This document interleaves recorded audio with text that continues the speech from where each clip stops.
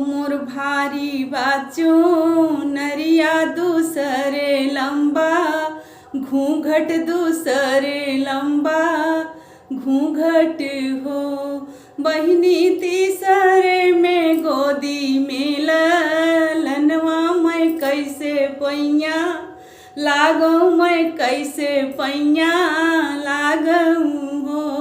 सासू तीसरे में गोदी में ललनवा मैं कैसे पैया लागूं मैं कैसे पैया लागूं हो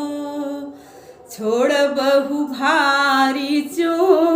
नरिया ऊपर कर